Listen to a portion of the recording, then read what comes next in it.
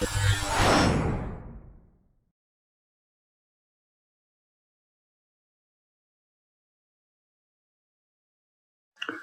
to say your infamous catchphrase, John?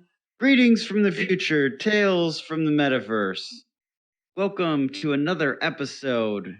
Today we are still navigating the metaverse. So if you've survived the first chapter, we are today in episode 2, where we will be talking about several today platforms. We're going to be talking about various platforms, and we're going to look at the evolution of some of these platforms. So we're going to start with Second Life, which some people claim is the original metaverse. In fact, the founder or creator of Second Life, Philip Rosedale, believes that everything since Second Life is basically a copy of Second Life and people trying to imitate Second Life. Second Life been around for many, many years. It's a 2D platform rather than a 3D platform, but it's based on being in an imaginary world. And that's really pretty much what Second Life sells, is the ability to get away from reality and exist in another space. But to me, being in a 2D space really doesn't provide the same experience that being immersed in a space like this does. Any thoughts on Second Life, Chris? Oh, yeah. Well, has been a long time that I have been to Second Life. I tested it when it was out for a while, and everyone was talking about it, about this idea of having an avatar and running around in a virtual world, meeting other people. That was the main thing. It was a chat platform, meeting other people. But on top of that, and that was interesting, was this idea of they do have their own money. They have Linden dollars you can buy, and then you can create as a 3D model now. And I'm doing 3D graphics for a long, long time, where a lot of people saying, wow, cool, I can create some new shoes, virtual shoes or clothing or whatever, or also some animation, just some fancy dance or whatever, and sell it for Linden dollars. And on top of that, you can convert Linden dollars back into real dollars. So that idea was really, really new. And I found it fascinating in a way. A lot of people adopted that, especially people that used chat platforms like Paltalk or whatever. We thought like, oh, this is another dimension. Yeah, we can have more expression in there. And having a lot of companies there as well. A lot of companies had their stores and things in Second Life at that time. That is at least 15, 17, 20 years ago. So yeah, it for me, it is for sure something like start of a virtual world being able to provide services, and people are paying for this. Yes, definitely. I think the start of what we're seeing today. So, perhaps they're not far wrong in that Second Life was definitely a pioneer when it came to this. Welcome. We see that a couple of people have joined us. If you have any questions, just go ahead and raise your hand and we'll invite you up. Thoughts, Eric, on Second Life? I have seen it on screen and navigated a bit, and I am fascinated by what it's able to do. Burning Man also, it was one of the worlds that they exist in. Our camp chose AltspaceVR, so that's why I'm still not ventured everywhere. It's on my to-do list. So I think you guys summed it up well. I mean, I definitely want to experience it, and there's definitely a place for it in the metaverse. I mean, Chris summed it up, I think, amazingly so. What is the attraction to a 2D space? I mean, I think the only attraction to me about Second Life right now is that they have the continuity that they've built up over the years, and they have a great user base of people that live in Second Life. But, to me, again, the experience is being immersed in an environment, not looking into the environment as an onlooker, so to speak. The one thing that I would say with that is when you're looking at it on the screen, a lot of the things of how it's been built out, you wonder if they're going to be able to convert a lot of that over to where you can go in and be in it in VR. So, I mean, that's definitely a question that, I would be surprised if they're not trying to wrap their head around, because it does look like it could happen. Right. Well, they did make a foray into the 3D space, if you will, with Sensor, but they ended up selling that. And that's another question that I would like to have answered, is why they ended up selling Sensor and not expanding, as you say, the whole Second Life concept into it. Because again, to me, immersion is where it's at. Maybe some people still feel that they can become immersed looking in, but I find it so much different. Right. I mean, interesting is definitely when we compare Second Life to the newer platforms. Because if that is the grandpa, Second Life, of the Metaverse platforms, let's say, what are the young ones doing today? I mean, that would be interesting to know. Are they better? Do they have much better ideas? Good question, is it? Oh, very, very good question. And that, I think, brings us to our next world that we're going to be talking about, and that's Decentraland, which is, I think, an extension perhaps of Second Life type technologies, in that it provides one with the ability to access it using a desktop client. But again, you're still looking in rather than being part of the experience, in my opinion, at least. Yeah, for sure. I mean, I'm not that much deep into Decentraland, but I just watched several videos. I have been in there. And I think what takes me the most, or interests me the most, is their complete different arrangement of participation, because it's a DAO system. It's a decentralized organization in the end. And everything of Decentraland is owned by the community, as far as I understood. No, that's a good question, and a good point about, I think some of these metaverses or platforms, as I think we decided to call them, operate on the blockchain. And today we were going to have a guest from Spatial. Hopefully he's still going to show up, which is another platform that is dependent, I think, on the blockchain. I would love to hear more from our guest. It does provide some ownership, particularly if the platform moves to a distributed autonomous organization where all users end up having a vote in what happens in that particular platform. We do have, it looks like Hash does have a question for us. Yeah. Yes. Awesome. So, hi everyone. My name is Hash. Hey, Hash.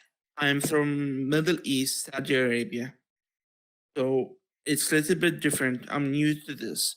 But what I'd like to say, I love Metaverse. But my idea and what I'm planning to do, I want to get a job in Metaverse. There are some jobs available inside those Metaverse. And it's open. It's open like every chance for the whole world. It doesn't care where I am.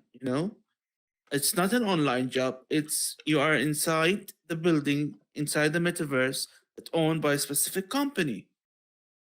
That's open for me a huge potential. To grow, to get more ideas, And that's especially what I like in Metaverse. Metaverse is not a game for me. For me, it's a word, it's a job, you know? Right. I mean, that's a great point. When we are talking about platforms at the moment, about Decentraland, for example, I don't know if you ever heard about that or you used it maybe.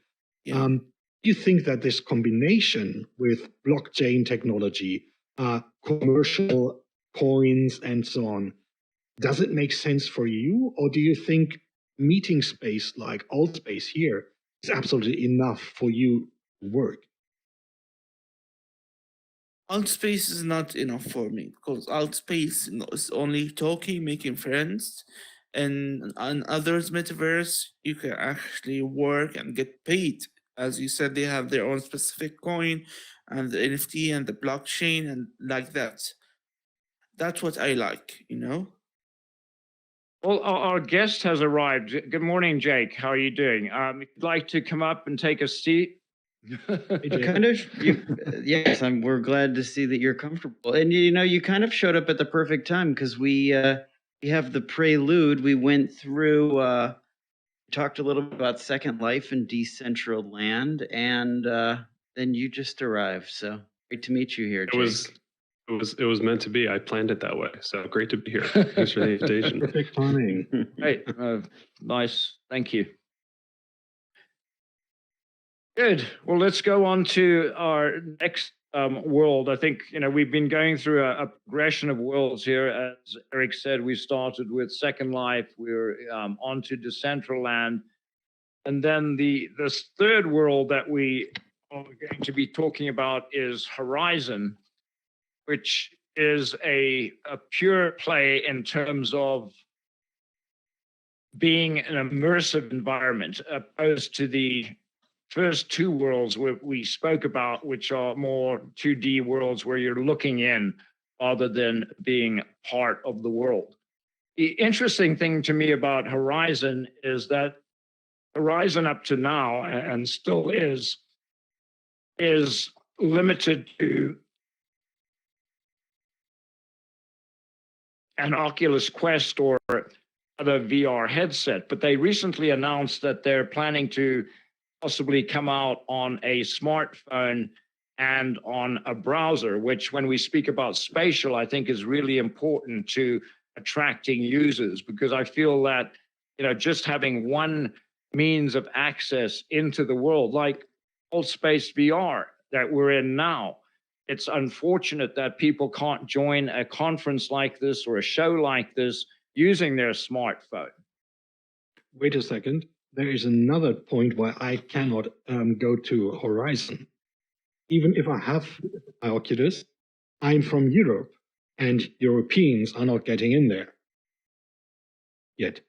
Yeah, no, that's a really good point. It's so they're excluding a large part of the world because it's just US and Canada, and I'm not sure what the rationale is for that. When they were in beta, I could understand it, but now that it's open to anyone, as long as you live in the US or Canada, it really doesn't make sense. We are nice people. Chris, if it makes you feel any better, I've only checked out Horizon a couple times, but because they're excluding the Europeans, I have chosen as well not to go there and continually participate. Wow. Well, that's nice. That's nice. Thanks, Eric. I'm feeling much better. Yes, thank you for supporting our European friends, Eric.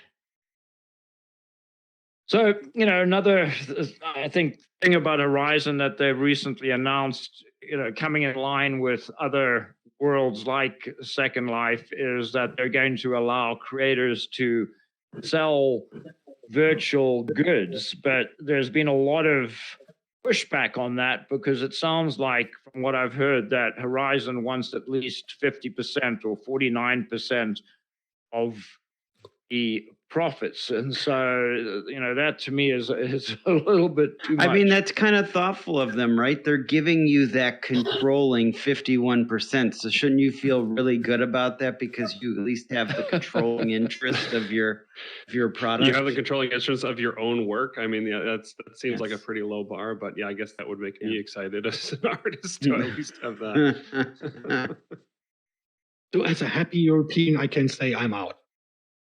Right. You don't have to get involved in politics. Right.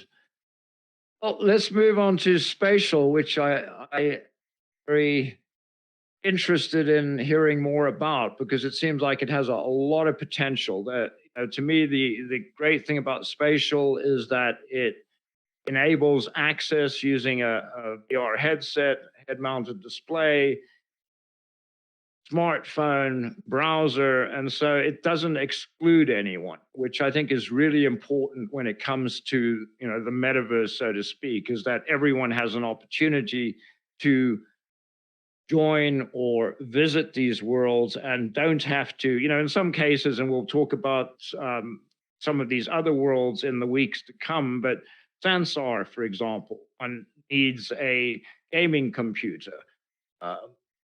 VR chat is accessible, or part of it is accessible using a headset, but other parts, again, need a gaming computer. And so, to me, it excludes people from being a part of the world. And I really think that's unfair. Yeah, and it's not just what's right. I mean, also if you think of it on one side from, if you're trying to start, a business in the metaverse or anything like that, right? You want to be open to as many people as possible. I mean, it's part of our mission at Spatial, really, from day one. Day one we were a very different product, but day one of the new Spatial, which started in December, really focused on creators. Our mission has been to kind of bring about the open, connected, accessible metaverse for everyone. Not saying, we're not trying to build the metaverse. We're just trying to build a part of it and encourage and stimulate that kind of activity that everyone should be building an open metaverse. And we're building integrations and things like that, whether that's MetaMask or whether that's other parts of Spatial that are come to this year that aren't exclusive to Spatial, right? You can bring in, if you want to build an environment, it can be a GLB model, which is an open format. If you wanted to access it on any device, if you wanted to own the content that you have in that space, the art that you put on the wall, or even a collectible 3D environment that comes via MetaMask and is decentralized. The avatar system, which we just teased a couple of weeks ago, we're bringing about a whole new avatar system. That'll be part of an open platform, so you can bring all that with you. We just want to enable creators to build the experiences they want to build, whether that's an art gallery, whether that's an immersive experience, whether it's just hanging out with friends or recording a show like this. We want to enable anyone to do that, no matter what device they're from. And we learned, because Spatial was originally, a lot of people in the XR industry know, originally started as a productivity tool for the enterprise to use to kind of work together. But one of the things that kind of got us to where we are today, and that we're not enterprise focused anymore, is that what we found within companies was that it was, especially during COVID, really hard to get people into a headset, right? And into these devices to experience it, especially when you're far apart from each other. How do you put someone in that experience? So that pushed us to bring Spatial to mobile devices. Everyone's got one of those in their pockets, iOS and Android, and then pushed us even further to bring the full version of Spatial to the web browser, so you can access it in just a link. And when we did that, that kind of accidentally exposed us to the wider world, to artists and creators and things like that, who saw it as a way to put up their art in their spaces, create their own virtual museums, and coincided with the NFT boom of early last year. And then later in the year, Facebook rebranding to Meta, which got a lot of people interested in this concept of the metaverse, but wanted to find potentially maybe other options out there that were more accessible. Because now anyone just click a link and you have a space literally under a minute that you can share an experience with other friends. So that's how you're going to get to the metaverse, right? We see ourselves as a Web 2.5 company, not quite Web 2, not fully quite Web 3, at least not yet. But the way you're going to bring about people getting into Web3, the new version of the internet, is if you're most accessible to most people. Allow people to say, on the front end, log in with Google, but also if you want to log in with MetaMask, and have your decentralized identity, offering those, on the spectrum, those two types of options. That's what needs to be done to bring about the most people, into this new age.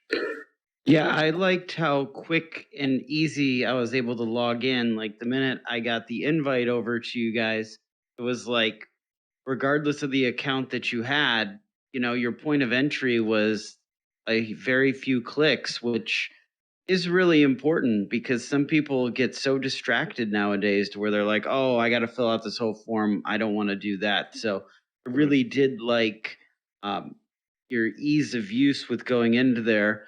And then when it came to like getting the avatar, though, I thought it was interesting because I tried to almost cover my eyes to where being, I'm a mystery, so it's like not revealing myself there, and it didn't want to take that, which I thought was interesting. But everybody's navigating their own way with this, so I'm interested to see what your guys' thought I think process something happened to your audio, Eric. Okay. Oh yeah, I'm able to hear and him. I was able to hear him there. But, Yeah, okay. me too. Me too. It's okay. We just talked about Decentraland, for example, and one of the probably biggest parts was this very special organizational structure, like a autonomous organization where everything is owned by the community in the end. Is that similar to Spatial, or do you see a bigger difference for your organization or idea? Let's say, when I'm going to make a space in Spatial, I'm the owner, or Spatial is a hoster, or how can we see that? Yeah, so we definitely believe everything you bring into Spatial, you own. We don't take any, if you look at our community guidelines or our terms, like we're not taking any ownership of any of the content you put in. Artists, for example, who bring in their NFTs to say either put up or they want to sell NFTs in the space, we're not taking any cut of that. It's really becoming their gallery, their for their content, and everything that you brought in, you own. Even the NFT, we've started to offer collectible NFT environments, where the environment itself, if you look at it technically, the 3D model is what has value, the size of it, the beauty of it, who made it, that kind of stuff, the utility of the space is what has value. And when you go and buy that, whether it's on OpenSea or Rarible or Super Rare, we have partnerships with all these great platforms, just like any other NFT, you own that environment. It's built, of course, to work most seamlessly with Spatial, but it is, at the end of the day, a GLB hosted on decentralized storage that you can download and take with you to Decentraland, to any platform really that you want to, and use it there as well. So that's definitely first and foremost for us, is everything as it should be in Web3 you own, and is yours to do with what you'd like to do with. And that is probably the biggest difference I can see. Like your space is not depending on any purchase. No one has to purchase some piece of land to build a space. You can take any kind of, you were mentioning GLB files. I have to explain. GLB files are a model file, like this table is a 3D model, and you can save it in a file form. And there is a GLTF and GLB are two open source file formats that are very transparent, and anyone can use them, and they're not depending on a company, and you can use them with any open source software, and can transfer those models into Spatial and out. That's great. Exactly. Yeah.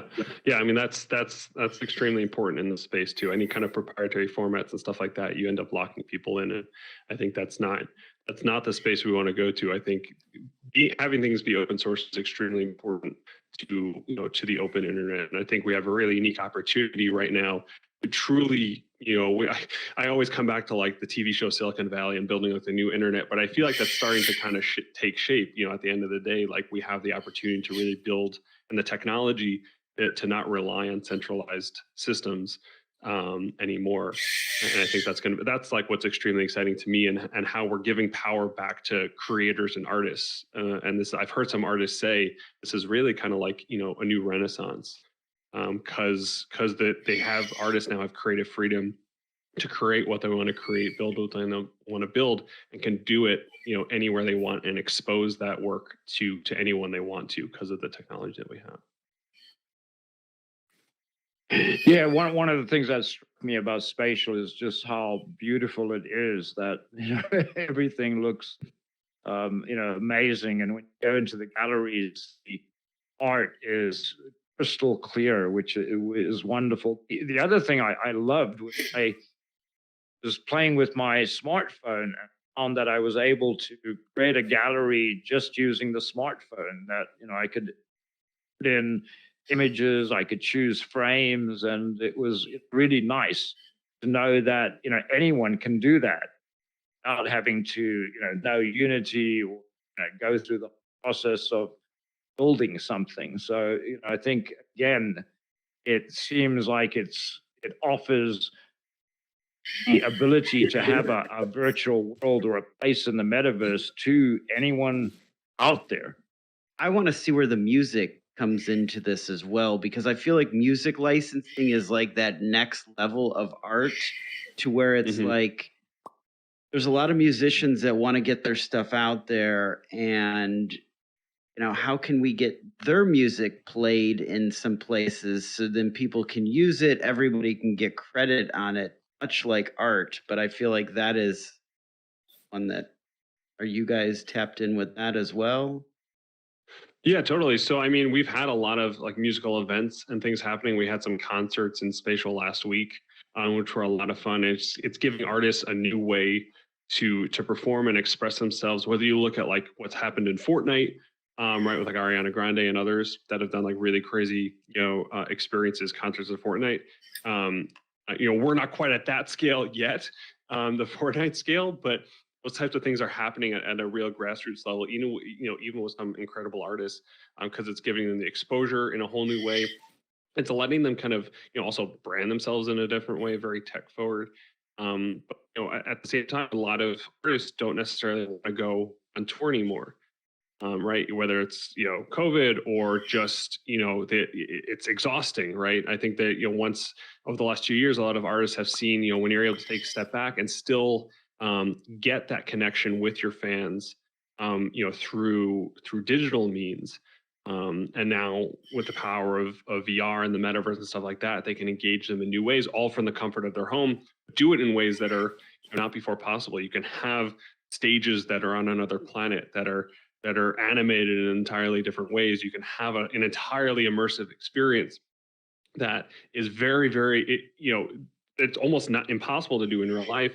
But if you were to try and replicate in real life, would be incredibly expensive and take so much manual work, that it's incredibly difficult. Only like the biggest stars in the world can do it. But now almost any artist can have an immersive experience and exposure to fans around the world. So we're seeing that happen more and more. I've started to hear about a number of projects and startups that are really focusing on music in Web3, and I think that's going to be really exciting. I think that's one of the most exciting areas of artistic ownership in Web3 is the musical space, which I think artists and musicians have really suffered in I think the Web2 world in terms of how much they're rewarded for their work in this space, and now that they're able to take ownership of their work, it's going to, I think, bring about again another renaissance in the musical space as well.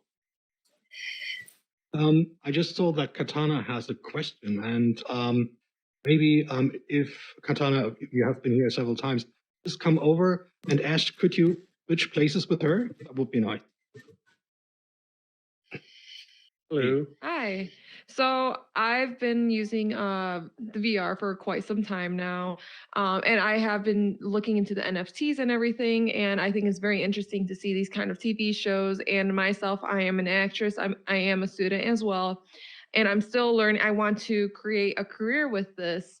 And I see that you guys do have these up and coming film festivals, or just film in general, or as well as music careers and artists that you guys are trying to bring in into the metaverse. How exactly can you guys bring more actors? I know there's a lot of there's already a lot of people who are having little worlds with theater, but I mean more so for film. How could we make this more of a film experience for those who do want to continue their acting career here in the metaverse? Yeah, that's a really fascinating question. I mean, it's I think part of what still I think we're not quite at in terms of having actors and acting careers there is I think the avatar systems are going to continue to get better because you need that, I think, expressiveness, right, in the avatars. I think we're kind of limited still today in what avatars can express. I think a lot of that's going to be kind of hardware limited. I know there's a lot of rumors of like the next Meta Quest devices, whatever those are going to have some more like face tracking abilities and things like that. And I think that's going to add a lot more to what people and actors are going to be able to do. And you're starting to see what people can do in the space, whether it's filming a TV show like this, or people building worlds and filming some sort of maybe lower resolution, not quite Hollywood film-esque, but they're starting to be able to have immersive experiences. I think when it comes to films, not so much like actors themselves, but like if you look at what the types of engagements that movie studios are able to do in engaging fans in new ways, you can allow fans to step into parts of films today instead of watching a trailer like we had one of the biggest movie studios in India. And you talked about access and people in the world. Our biggest user bases, some of them are in Thailand and India, outside of the US. Actually, which is fascinating to us. But in India, they launched trailer for a new major Bollywood film. And people came in, they recreated a scene from the movie and put the trailer. It was on, the big part of the movie takes place on like a cruise ship. And they rebuilt the cruise ship virtually and put the trailer on that cruise ship, and they had thousands of people come in to watch the trailer kind of inside this cruise ship, and allow them to experience it in a whole new way. We've had people recreate like the scene from Arrival. You can be underneath that giant ship, but with the surround sound soundtrack from the film, Of course, or Dune and all these other big movies that you're allowed to kind of experience movies in a whole new way. I think that's for fans, and I think the next step, once avatars get more expressive and things like that, once you have more full body avatars, which is coming to Spatial in the next few weeks, and more expressive avatars, I think that's going to really open up the possibilities for what actors and creative artists are able to do. Well, thank you. I appreciate that answer. Well, I think the nice thing about Spatial that I'm finding out is that you can use a crypto wallet like MetaMask to authenticate, but you can also use Google or a Microsoft account to authenticate. Is that correct? Yep, exactly. That's, we want to, like I said, enable anyone to be able to get in to the metaverse, no matter how degen or not they are, to use a Web3 term. Yeah, no, and that's great, because initially I thought, wow, you have enough trouble with people learning to use a head-mounted display, and then you add, well, you have to have a crypto wallet, and at that point, I think we lose probably 75% of the population because it's just too much for them to deal with. So yeah, nice. And I think what happens is, and what's kind of a benefit of being Web 2.5 is you gain people from both communities, and what happens is the people who just want to jump in and explore the metaverse, maybe they're a traditional artist, they don't know what NFT even stands for or anything like that, and they just want to create a space and just show off their art. If they're building a gallery, they can just drag and drop JPEGs or video files in and display it. And then what happens a lot in Spatial is people go portal hopping. They'll see a portal in a space and they'll just keep going through it, and you end up in who knows where, and they'll start to discover kind of Web3 aspects, NFTs and other things as they go through these portals. So they'll come into one gallery and there'll be NFTs up on the wall. And it's an NFT versus not, because we display the metadata next to it and hyperlink out to like OpenSea. So people start to discover Web3 naturally, start to discover NFTs naturally. and also start to discover, VR naturally as well, because they start in the web and they're like, this is an amazing experience, and then their friend tells them, or we tell them, like, you think this is cool, go and go down to Best Buy or your electronics store, whatever, Amazon, spend $299, get a headset, and it's like next level. And if we based our business model just off of like royalties from Oculus sales, we'd probably be billionaires, just based off of that. Because so many people discover VR, through that way. You need to have that kind of accessible front door. Are you using Ready Player Me for the next generation? Is this something completely different that you've developed yourselves? Yep. Yeah. So we will be using Ready Player Me. We haven't like put out the full announcement on that, but we've actually they put us on their website like months ago. If anyone's goes to the website, but yeah, it will be Ready Player Me. We will be doing kind of a little bit of a twist on it as well. We have multiple kinds of options in there, but it'll be really exciting. I was just trying it out today, and it looks amazing. So we're excited about cool. the array of options that people have, from the outfits they can wear to even NFT integration as well. You'll be able to have collectible clothing outfits and stuff like that as well. That's going to be really incredible. All right, so we've talked about all the free everything like that. We're running out of time here, but we did see that people can pay. Like everyone's got all these subscriptions that they're signed up for, and to get somebody for another $29.99. So I'd love to hear from you. Why should I consider getting, signing up as a subscriber to Spatial?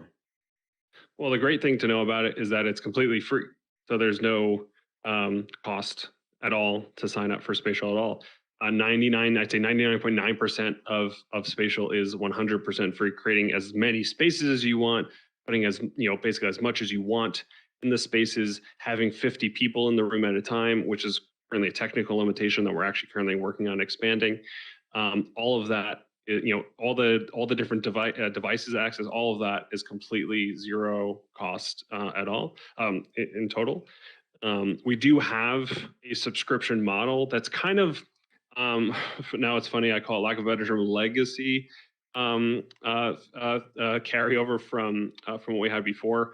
You have a pro subscription, and that's really geared towards event hosts. So if you wanted, like I see here, I have a host tools. If you wanted that similar feature in Spatial, from like moderating a room, muting a group of people and things like that.